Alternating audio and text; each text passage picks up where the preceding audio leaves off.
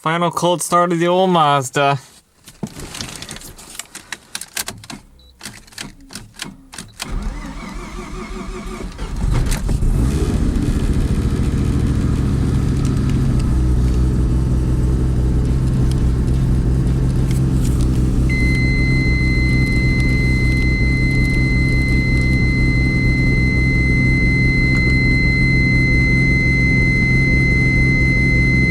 So this engine, I went to get it tuned a couple months ago and looked through it, and the guy found a ton of things wrong with this car. A lot of things that I wouldn't know because I'm not a rotary guy were wrong with this thing. Like there's not a belt tensioner pulley over here. Some of the wiring they did was messed up. Some of the vacuum line stuff they did was messed up. Just some general things. So the tranny's got a 5th gear grind, which is common. When you're driving the cars, there's not a lot of support on the tranny. They flex when you go to hit 3rd, you slam into 5th, you end up ruining that synchro. So that's wrong with the car. The engine, we did a compression test. We ended up finding out the front rotor was nearly perfect, about 125 psi all the way around. In the rear, we had 100, and then 60. So at a bad spot in the rotor housing probably. It's like the car ran lean because the fuel tank, someone coated the inside of it and the coating was flaking off. So we think that coating blocked the fuel pump, ate the engine. So that's junk. So the engine's basically junk. Fuel tank's junk. The tranny needs rebuilt. So, and this turbo, it's a sweet setup. I did a lot of time putting it together, but it's only good for 430 wheel horse. So I was like, you know, if I'm going to rebuild this whole car, get it done right. I found another drivetrain for sale. A guy had it totally built up. Pretty much anything that you can do to a rotary, he did. Had everything powder coated, big Borg Warner S366 turbo. Good for 550 wheel horse, which is more than this car will ever need. And he ended up finding a 3-rotor engine for a pretty decent deal. So he's selling that to buy the 3-rotor. I was like, well, you know, his setup came with the whole rebuilt engine, never been installed, a good tranny that doesn't grind, it's got a clutch that'll hold the horsepower, all that stuff for a decent price. And I can actually sell my entire drivetrain and buy the other drivetrain that's already rebuilt for half the cost of rebuilding this one. So that's what we're going to do. So it's currently sitting at a rotary shop that built it. They're the ones that listed it for them for sale. So I'm selling my drivetrain to a local rotary shop, and then I'm going to go get the other one. So we got to start ripping out this whole drivetrain.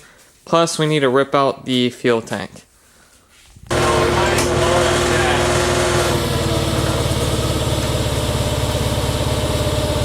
you got a lot of pressure. There you go.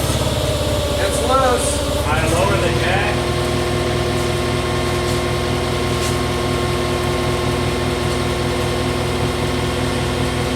Alright.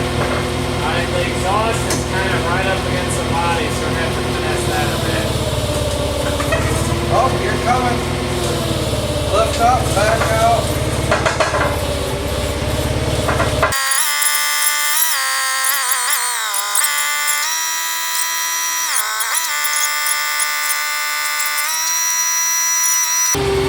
I can't see it, so you're good. Are you ready? Yeah.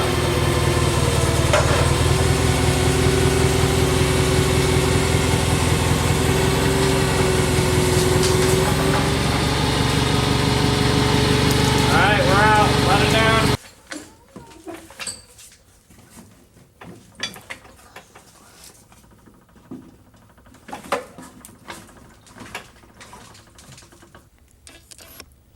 Here's the original gas tank out of the car. So when I went to the shop to get this thing tuned, they actually pulled this off to inspect inside because they've seen so many of these that are messed up. They wanted to double check to see if this one was good. Which is something I personally would never even think about doing in a car, is make sure that they did the gas tank right. Well, first off, you'll notice that this connector for the fuel tank has been broke and JB welded back together. So just keep that in mind. So I pull this up. This has an aftermarket fuel pump on it, probably like a Walbro or something. They used a non-submersible fuel line on there. And what they did is they made it too big of a fuel line. The fuel line is so big that it slides up and down on this. So when you hit pressure in the fuel pump, the hose is just moving all over the place. They reused the old fuel sock, which is awful, and then zip tied it, kind of, on the bottom. So that's really nice. They did get the wiring for the fuel pump on there somewhat correct, which I'm amazed. So when you look inside, that's where it really gets bad. Yuck. So the shop that checked out the car took pictures of this because it was so bad. And the previous owner of this car contacted me. He's like, dude, I'm sorry, I didn't realize it was like that. He paid someone else to do this for him. And they coated the inside of the tank and they just did an awful job and it's already peeling. And then you'll notice at the bottom of this little, I guess it's their version of a sump box in here, just gunk all over the inside. So this fuel tank is junk. Not to mention the filler neck has rust in it, so that has got to go. I'm stripping out this engine bay at the moment because it just really needs repainted. A lot of this right here is just bare metal. The outside of the car is decent. I mean, it's not a 10 out of 10 paint job, but you just can't have the engine bay looking like this. There's a huge difference between the outer fender that they repainted, but not the inner part. So, pulled out the fender liners, which was a real fun job because they used the wrong clips, and these things were breaking in half. So, anyways, going inside, something really interesting or not good. So this thing is broken, the bottom panel for the inner fender well. So I decided just to use a piece of baling wire to hold the freaking thing up. And then, so I talked to the guy that used to own this car. There are 2 oil coolers on the car. He says, now was it true? I don't know. But someone put a remote oil filter down here in front of the bumper. In there. And they have the filter lines going to the turbo and then back to the engine. So that's how that worked. So this car had 2 oil filters, which is redundant. So we're going to rip these old lines out because these were to the turbo. But we're not going to use this system anymore. We're going to have dual oil coolers with a nice thermostat. So we're going to rip that out. Now this thing is broken. This overflow reservoir. So we're going to fix that. We're going to yank this thing down.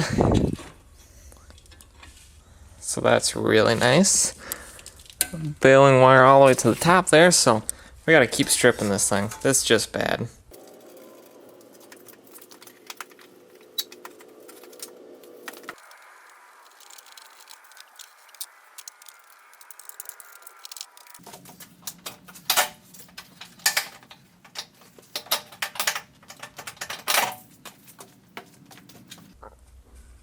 Now check this out. These fenders have never been taken off before.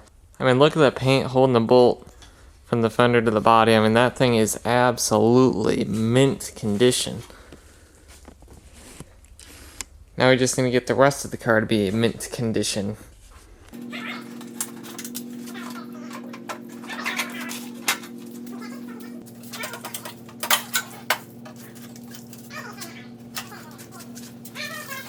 And this is why we take apart modified cars. So this was the main power wire going from the battery to the chassis harness, went pulled through the firewall, and it wouldn't fit, so I took off the loom around it, and that is what I found. So this is like 0 gauge wire, exposed, so had that little bit of loom rubbed through, it'd have been a total meltdown the car. So that's nice.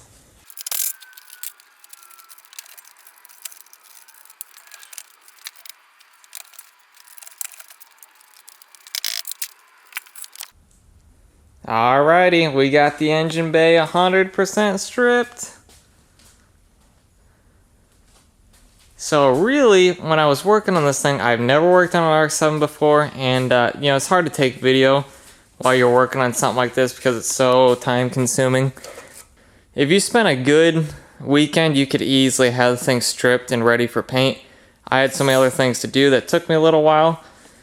But I got everything kind of stripped apart. literally everything's out of the engine bay except for this freaking chassis harness. The way Mazda did it is they got it coming out of the car here, and it wraps all the way around. Got all the different sensors, lights, etc., fuses. Then it wraps into the other side of the car, and the problem is you can't just disconnect one side and unravel it because there's so many connections. They're all up under the dash. It'd take you forever. So I've seen guys online where they go to paint the car, they actually hold the harnesses up like that, which is what all these are going to be doing for me. So overall, not hard at all. I mean, I can't even think of a single component that gave me trouble. I only broke one bolt on the whole car, and that was under here where the fender was, because all the dirt and grime's under there. But while working on the car, I found that this is truly a clean pedal car. There's no signs of any crashing, no crunching, no repairs, no rust repairs. I mean, this is a pretty good solid vehicle to start with. It's definitely worth putting the time and effort into, so that made me really happy. So the subframe's down on the floor, and we're gonna go through and check this out. I know I don't like the idea of having old rubber in the car, especially brake lines, so I'm gonna be replacing these flexible lines with all stainless steel. That way when you push the pedal, you don't have as much squish in there. So the idea is making a nice, reliable car for, you know, just light track days. I'd love doing autocross, but mostly street driving. Bombing around town, that's kind of my thought. So I want it to ride nice, handle nice, brake nice, so that's what we're gonna do. Now I know people laugh when you say rotaries and reliable, but the reason why they're not reliable is because people just utterly hack them apart.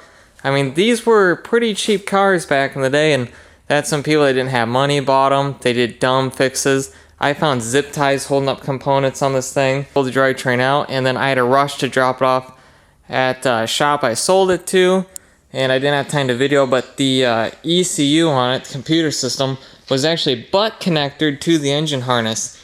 So you know that wasn't gonna last, and then they had the tuning all wrong on it. So there's your RX7 update.